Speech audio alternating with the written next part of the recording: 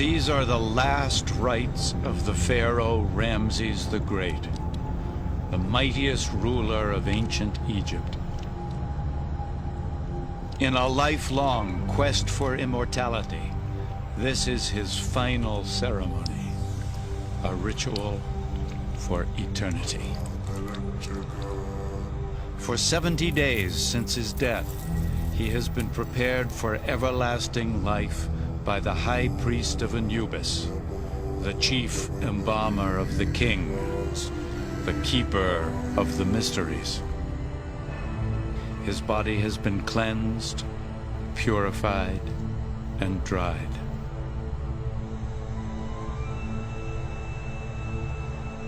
Sacred charms, sealed by honey and molten resin, will protect him on his journey into the next life.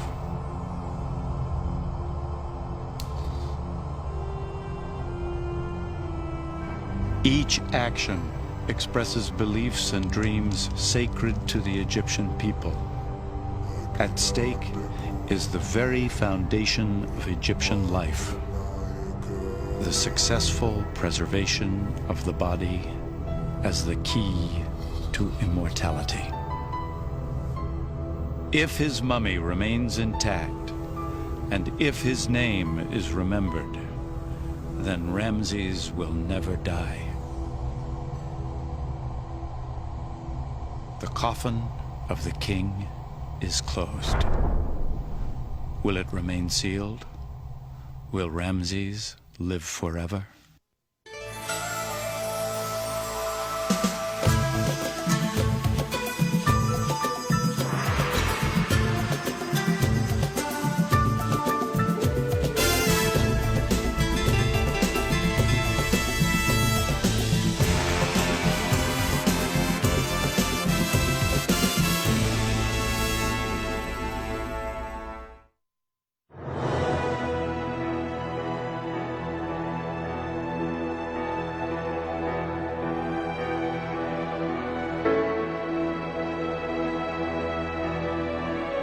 Ancient Egyptian civilization lasted more than 3,500 years.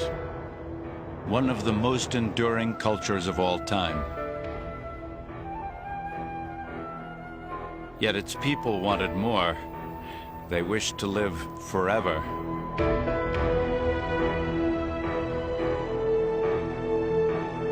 And no Egyptian craved immortality more urgently than the Pharaohs. Their remarkable temples and monuments were created to protect the king and his life after death. Yet in all the land of ancient Egypt, from the Mediterranean to Nubia in the south, only one king's mummy lay undisturbed into the modern day. Here, far to the south of the pyramids, in the Valley of the Kings, the discovery of that tomb would stun the world.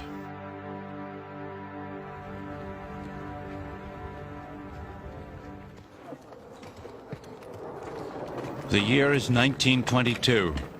Archaeology has arrived in Egypt like an invading army. Hordes of Europeans comb the desert for the most coveted prize of all, an unopened royal tomb. Howard Carter, an experienced Egyptologist, has spent years looking for the tomb of one minor pharaoh. The little-known ruler's name was Tutankhamun, King Tut. He was down to nobody. This was the 10th year. The money was running out. He was a romantic. You have to be to remain in Egypt that long. Driven. He always knew that Tut was there. Carter's big break came in the first days of his 6th expedition. He discovered indications of a crypt that lay buried beneath a later pharaoh's tomb, an accident of fate that had kept it hidden from grave robbers for centuries.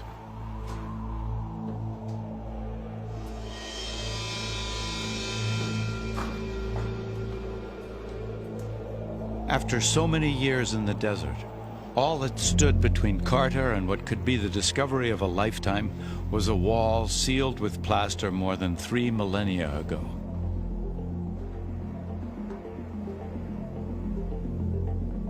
Carter had no intention of letting the finer points of the law slow him down. Without proper authority from the Egyptian officials, he began to chip away at the wall.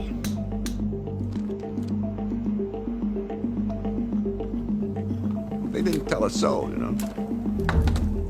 And then he opens the thing up and the rush of ancient air comes out. And the smell of all of those things in there. There cannot be imagined a more dramatic moment in the history of archaeology. You can imagine the feeling.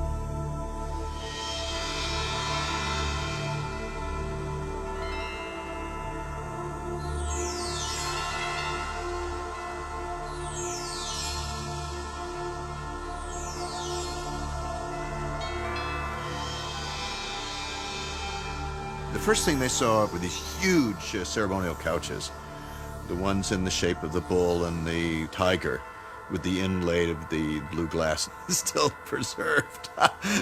Nobody had ever seen the likes of that. Even in reliefs or paintings in the tombs, nothing like that. When King Tut prepared for eternity, he brought with him all the comforts of home. Baskets and pots, toys and cooking utensils, food and weapons, even clay models of servants to wait on him in death as they had in life. Anything useful here in this life would surely be needed in the next.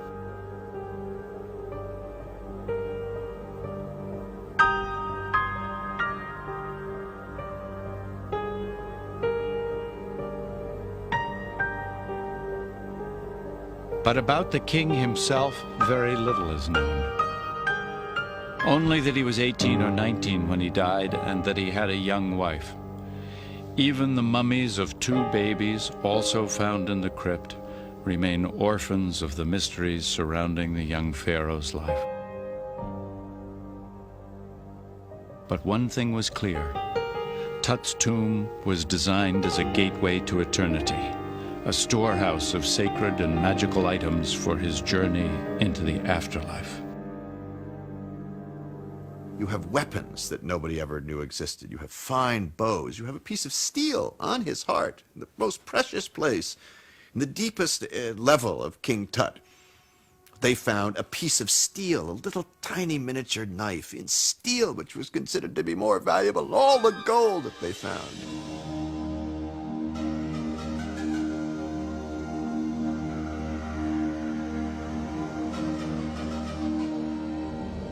It was in the great nested shrine that the most magnificent treasures and King Tut's mummy were found.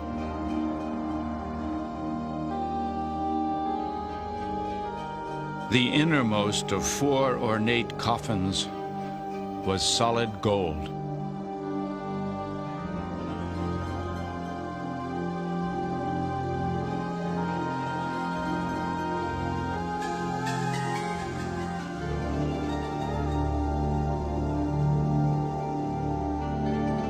But it was not enough to assure Tut's place in eternity. His mummy was shattered as soon as Carter unwrapped it, searching for the king's jewelry.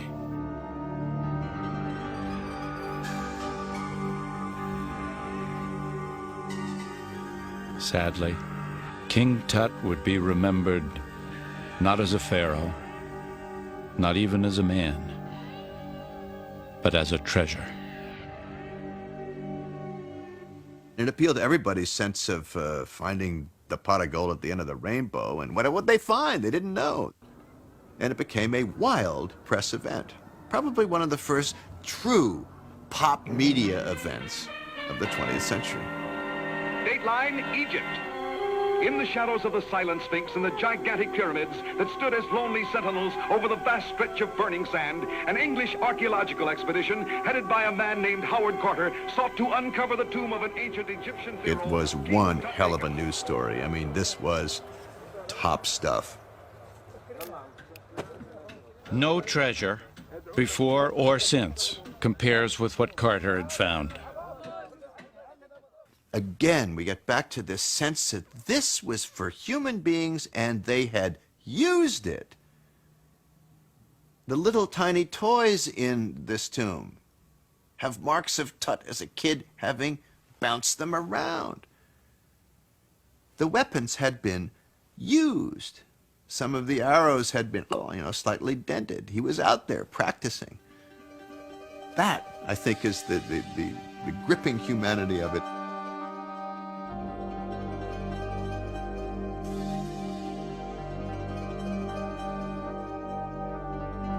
When you see the portraits, when you see in King Tut this lovely golden throne where the young king and his bride, same age, 13 or 14, having a good deal of fun. They obviously love each other. One is touching the other in the most affectionate way.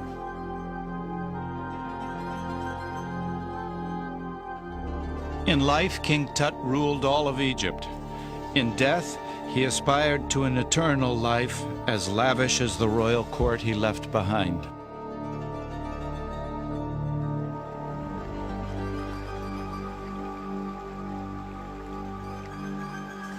Like all ancient Egyptians, Tut believed death was a journey across the Nile, a passage from the land of the living in the east to life everlasting on the river's western shore.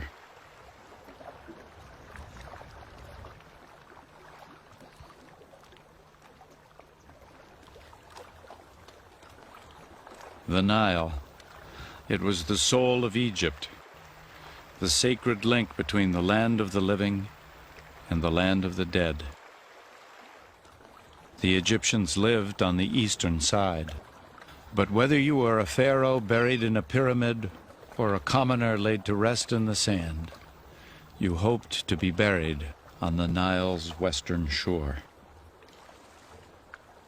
In its constant and dependable rhythms, the river provided the basis for their belief in a passage from this life to the next, from one shore to the other, a passage to eternity.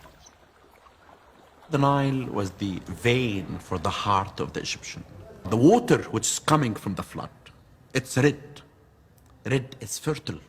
This is the mud that's going to give to feed the land of Egypt.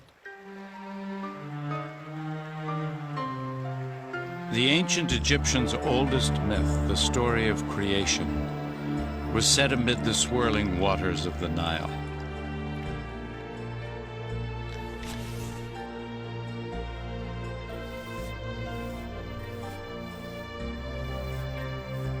In the beginning, it is the great god Horus, the falcon god, that brings power to the pharaohs. Horus is the god of the skies, but he invests the pharaohs with dominion over the land and the people.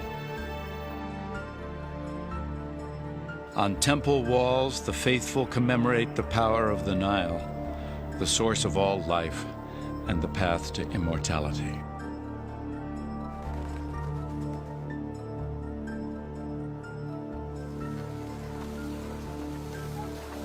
The Nile's water, the sacred bond uniting the pharaohs and their people from the moment of creation to the present day. If you go to any village in Upper and Modern Egypt, you will find there is big similarities between ancient and modern. There is continuation between the past and the present. Tomb models, buried with mummies of wealthy landowners, depict details of a working Egyptian farm.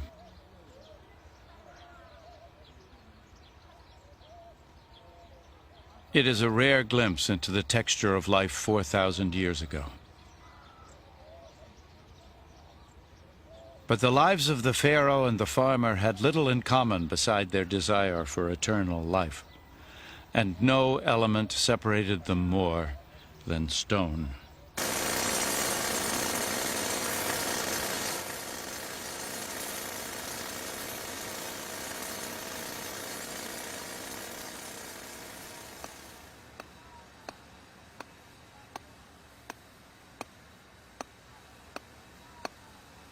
For stone was the embodiment of every pharaoh's power and his greatest weapon against time.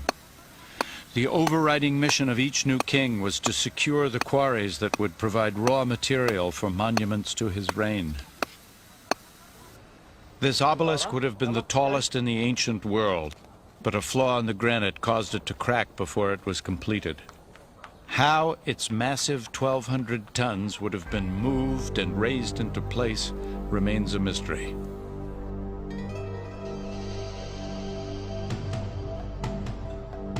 In ancient Egypt, stone was the medium of immortality. It was stone that assured the king's name would be remembered, his immortality guaranteed. And one pharaoh surpassed all others in his efforts to be remembered. His name is Ramses the Great. The greatest builder in Egypt's history, Ramses ruled until his 90th year. His harem overflowed with queens, lesser wives, and concubines, and included 3 daughters and a sister. He was father to more than 90 children. But his greatest legacy was left in stone. As a great general motivates his troops for battle, Ramses' most inspirational words were for his builders. O my chosen workmen, valiant men of proven skill, craftsmen in valuable stone, I am your constant provider. The granaries groan with grain for you. None of you need pass the night in hunger. But even Ramses' stone monuments would lose the battle against his ultimate enemy, time. Across the river from Luxor, in the temple built to preserve his memory, Ramses' fallen statue lies broken, his features worn away. His head resting at the feet of god figures whose powers could not protect the legacy of Egypt's mightiest king. The temple where the name Ramses would be kept alive forever now stands empty.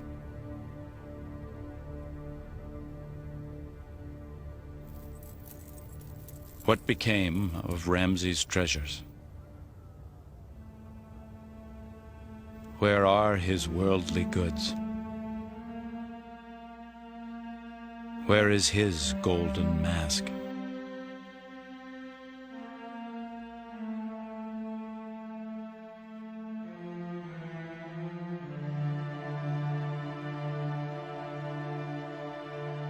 Only this survives. This is the naked mummy of the once mighty Ramses.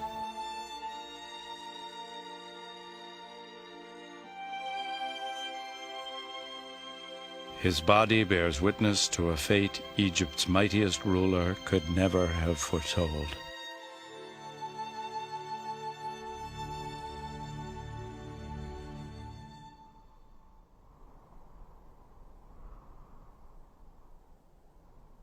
By the year 550 AD, the golden age of Egyptian civilization had passed. A waning Roman Empire now ruled Egypt. With the Romans came Christianity. The ancient faith in reincarnation and immortality was banned. Still, one last bastion of Egypt's ancient knowledge and beliefs remained. This secluded shrine named the Temple of Philae.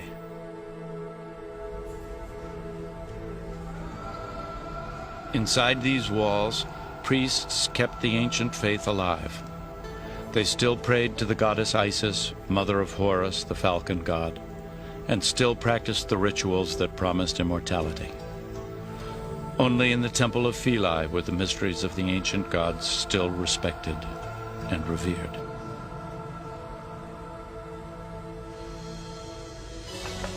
And only these holy men could still read the ancient writing, the hieroglyphs carved upon the walls.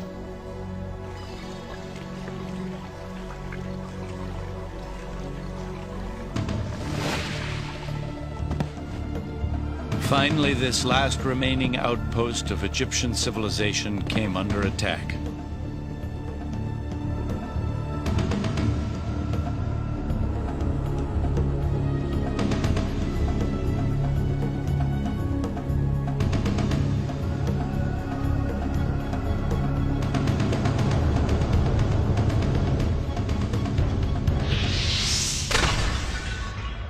mob of Christian zealots, outraged at the continuing worship of pagan gods, assaulted the priests, breaking the last living link to the Pharaohs.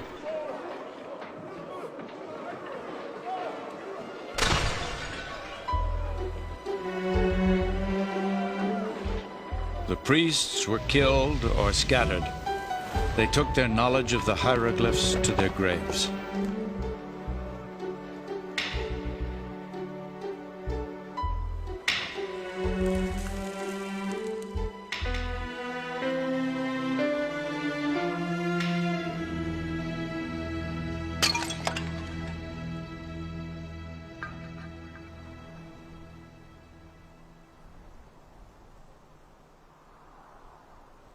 Egypt's dreams had been destroyed.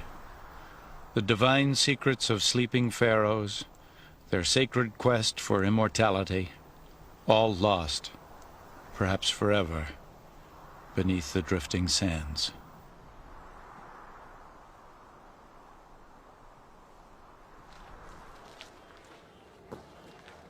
The silence lasted 1,300 years. Then another invader arrived. In 1798, Napoleon Bonaparte brought his armies to Egypt, seeking empire and knowledge. With his soldiers came a unique group of scientists and artists to study and record the remains of ancient Egypt. A year into the French occupation, troops demolishing a wall made a remarkable discovery. They stumbled upon one of the most significant archaeological finds of all time: the Rosetta Stone. The Rosetta Stone is one of those wonderful chance archaeological discoveries which change history. Without accident, archaeology would never have happened. All the greatest discoveries, many of them have been made by accident. Literally the moment it arrived at the French Institute in Cairo, the experts there recognized that this really was the way in which it might be possible to decipher hieroglyphs, because there was Greek on the stone. The Greek was the key, for carved above the Greek inscription was the same message in the forgotten hieroglyphs of ancient Egypt. Because Greek was known to scholars, it provided the key to decoding the language of the pharaohs. Now, thousands of years of ancient Egyptian writings could be translated. After centuries of silence, Egyptian voices could be heard once more. As to any flooding on our land, it is you who are cultivating it, and you who are responsible for it. Work hard and be careful. If my lands flood, woe be to you. The letters of the Conakite. One having a wound on his temple, treat the ailment with a poultice of fresh meat the first day. Treat afterwards every day with grease and honey until he recovers. The Surgical Papyrus. The sound of your voice is sweet, full like the taste of date wine. And I, drunken girl in a tangle of flowers, live only a captive to hear it. Love poem, circa 1300 BC. The discovery of the Rosetta Stone, along with the paintings of Napoleon's artists, provided the West with a window into the magical land of the Pharaohs.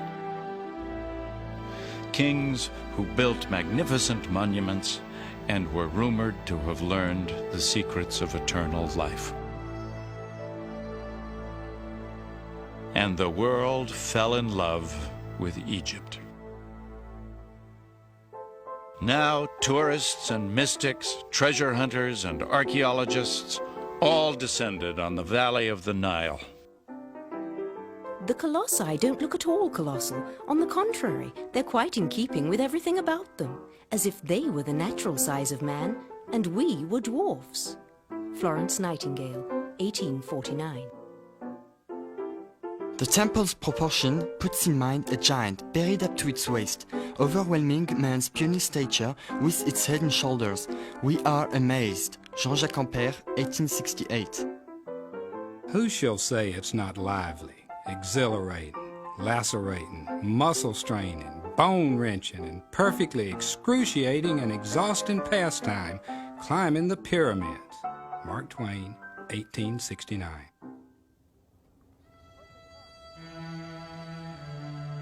But of all Egypt's wonders, one captured the world's imagination like nothing else in human history. In the desert of the Giza Plateau, stoically surviving the swirling winds and grinding sands of nearly 5,000 years, they defined this society that dreamed of immortality. For the pyramids seemed to have defeated time itself. The world's most recognized symbol of the glory that was ancient Egypt, built as tombs, later gutted, robbed, battered by the centuries, and still they endure.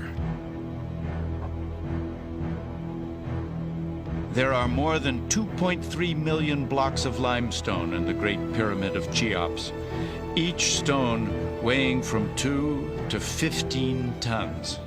Its base is a near-perfect square. 481 feet tall, it could hold the equivalent of 872 wide-bodied jets. And still today, the mysteries abound. Where did the technology come from? How were they able to move such vast amounts of stone prior to the invention of the wheel?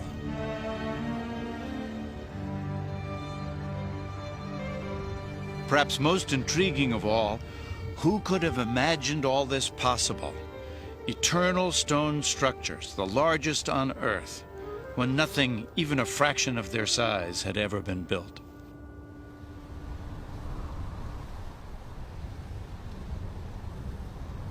The answer lies 9 miles south, among the old kingdom tombs of Saqqara and the step pyramid of King Djoser, the very first stone building in all the world.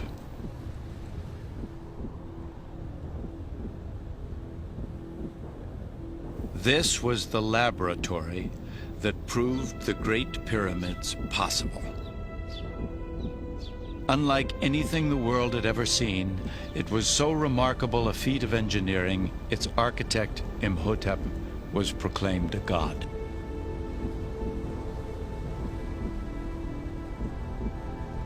Originally designing a simple, low-slung tomb called a mastaba, Imhotep wasn't satisfied. He added one layer, then another, and another, and another, as if building steps to heaven.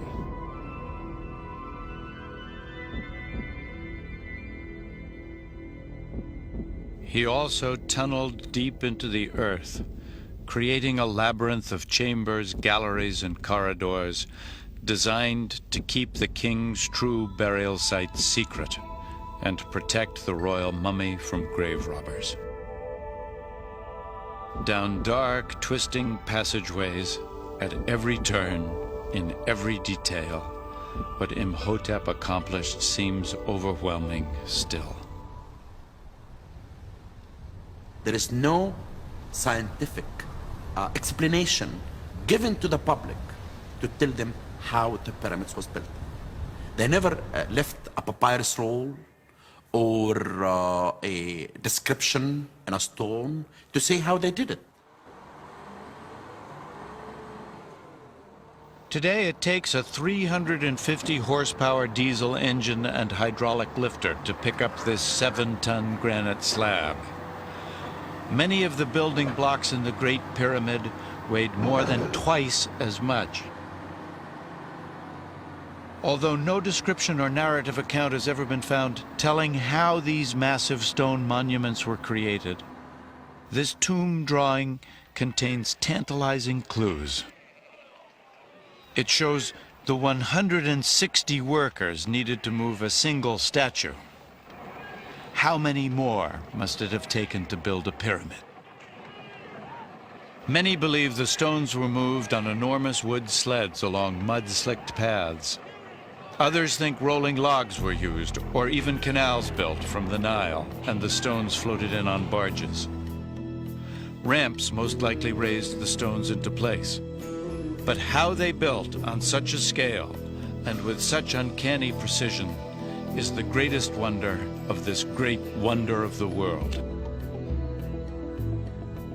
The pyramids were built to house the pharaohs for eternity, but the stones would fail them.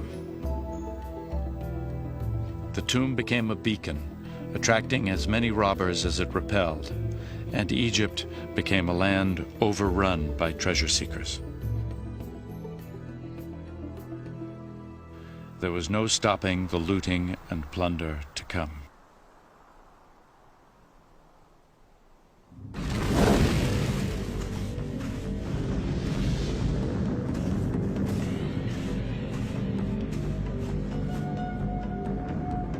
A pharaoh's tomb was designed to protect his treasure and provide his mummy safe passage through eternity.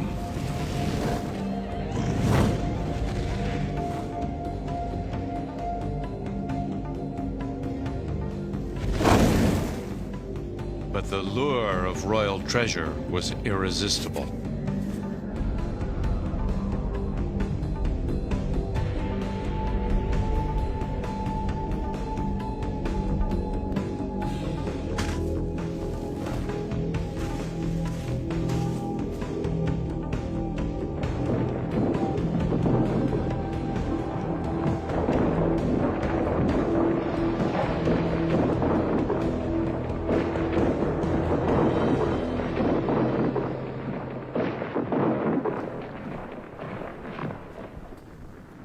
Despite the royal architect's best efforts, the tombs were violated.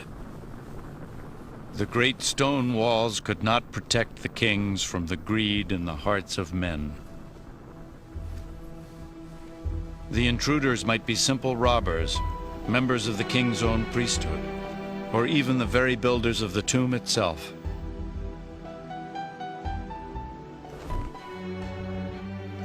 Actual trial transcripts found on an ancient papyrus reveal their greed. We broke through and found the pharaoh lying at the rear of the tomb. We took all his possessions of gold, silver, and bronze and divided them between us. Amun-Panafer of Karnak, temple stonemason. And the plunder continued down through the centuries. In the unbridled looting of the 1800s, nothing was sacred. A giant head of Ramses was dragged from the desert and brought to the British Museum. I found it near the remains of its body and chair, apparently smiling at me at the thought of being taken to England. Gianni Belzoni, 1880. Even a man of science, the French archaeologist Auguste Mariette, left a trail of destruction in his wake. A brilliant scholar, Mariette discovered the long-lost tomb of a cult that worshipped sacred animals 3,000 years ago.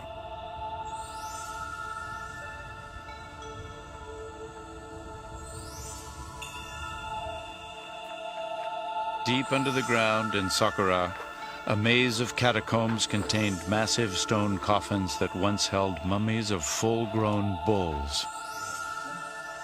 Each granite chamber weighed 80 tons. And yet they too had been robbed, the lids pried open in ancient times by a force Mariette could not even begin to comprehend.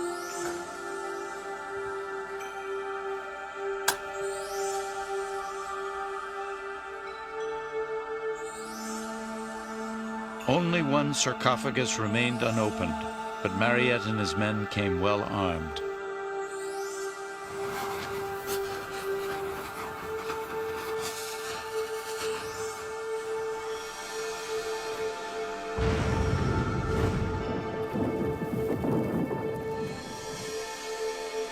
Mariette was a product of his time, as greedy for treasure as for knowledge, shamelessly indifferent to the desecration he would cause the sacred tombs. In the raw pillaging days, it was just, hey, let's get the biggest kind of stuff we can, and they blasted it with dynamite to get it out, and they dropped it in the Nile by mistake when the winches didn't work, and all sorts of chaos. They would take dynamite, they'd set it at the edge of the pyramid, wham, just let it go to see, you know, is there a hole in there, is there next to a burial chamber, and so on. Despite the best efforts of Egyptian authorities, illicit excavations continued. The most persistent offenders lived here, in Kurna, the village of the robbers. For generations, unscrupulous dealers came from all over the world to Kurna to purchase pieces of Egypt's past. A booming black market flourished in these narrow streets. In Kurna, trade in ancient treasure became a way of life. As a young man, Hussein Aboud al-Rasul often dug for illicit artifacts. Kurna is built above a lot of artifacts and antiquities. No one really knows how much is buried underneath here. There are hundreds of tombs which are as yet unopened and undiscovered. But all the villagers, no exception, know the value of what they are living above. And whenever anyone can sell something, they do.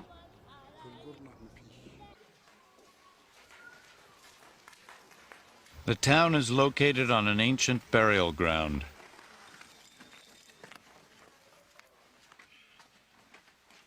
Rumors spread of looters' tunnels, but more likely these were the long-since robbed graves of minor nobles and even commoners.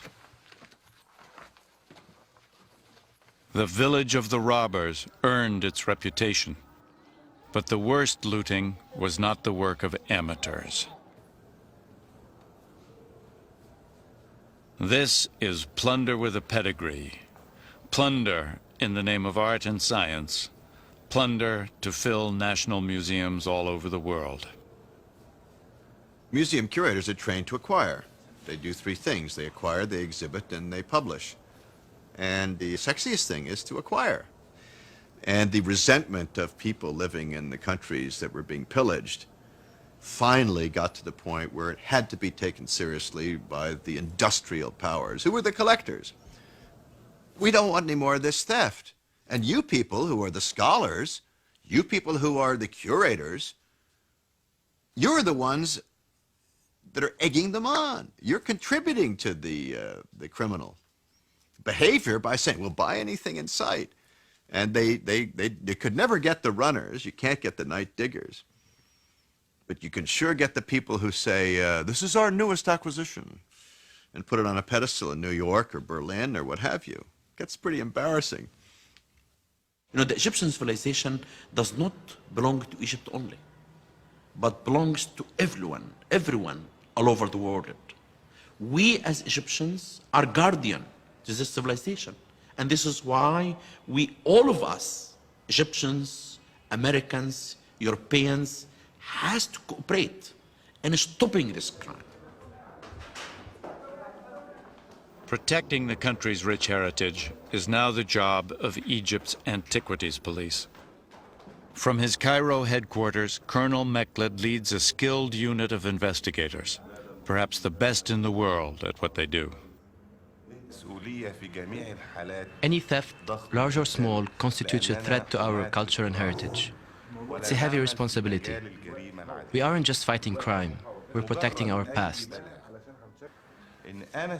I love this culture. When I hold a statue in my hands, I'm holding a piece of my heritage.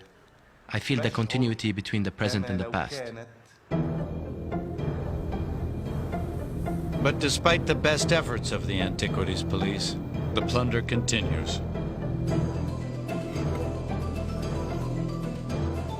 In 1992, a secluded temple was descended upon by a daring gang of thieves. Their target, one of the temple's most important and imposing relics.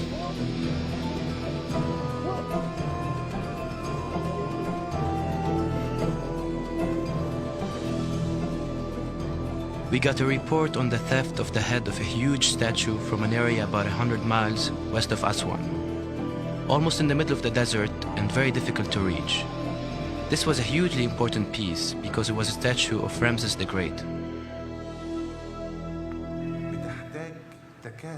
In cases like this, everybody in the department, regardless of rank, pulls together to solve the theft and retrieve the stolen artifacts. Colonel Mekled's team eventually captured the thieves and recovered the stolen head.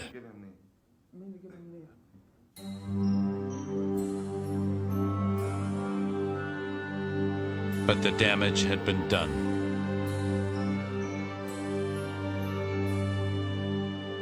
Yet it was not stone, but flesh and blood, the mummies of ancient Egypt's greatest rulers, who would suffer the worst desecration of all.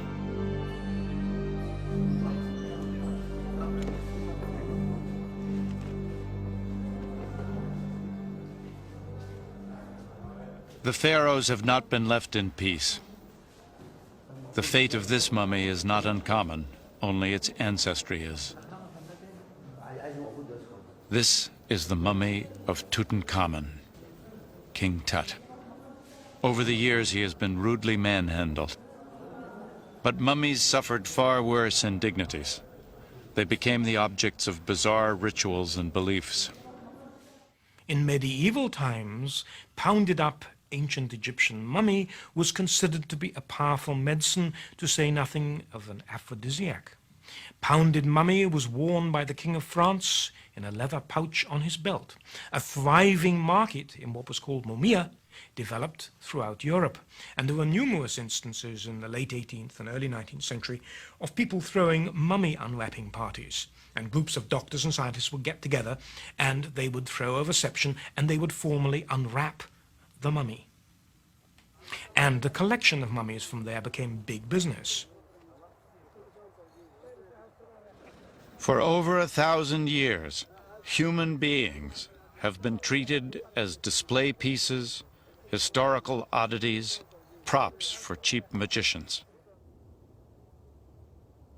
But another chance discovery, more than a century ago, would forever change the way mummies were treated. Ironically, the astonishing find was made above the town of Kurna, the village of the robbers. Here, in a cave, lay the coffins of 32 kings and queens, including the mummy of Ramses the Great. 3,000 years ago, their royal priests carefully identified each ruler and hid their remains in this secret burial chamber.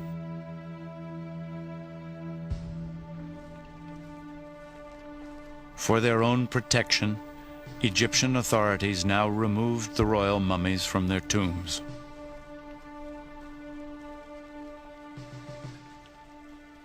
And this collection of ancient rulers formed a funeral procession unique in human history.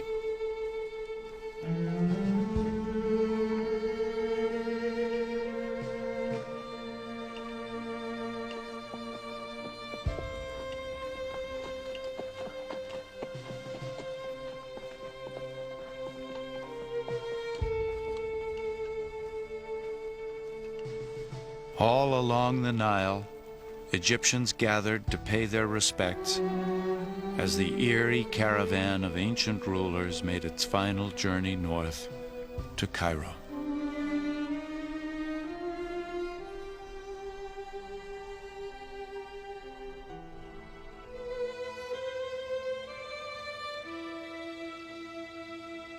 Today, a century later, Ramses and all the royal mummies lie in an upper gallery of the Cairo Museum.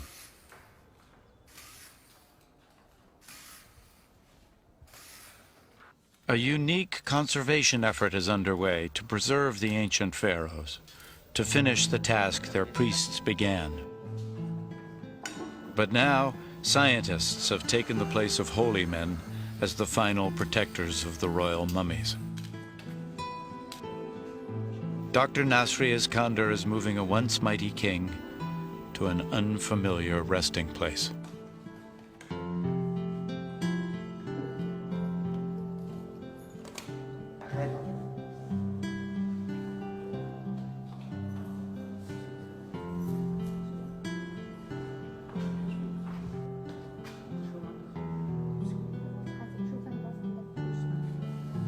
Steel and glass have replaced the stone and jewels of his original tomb. The casing will be filled with an inert gas to reduce further damage to the mummies.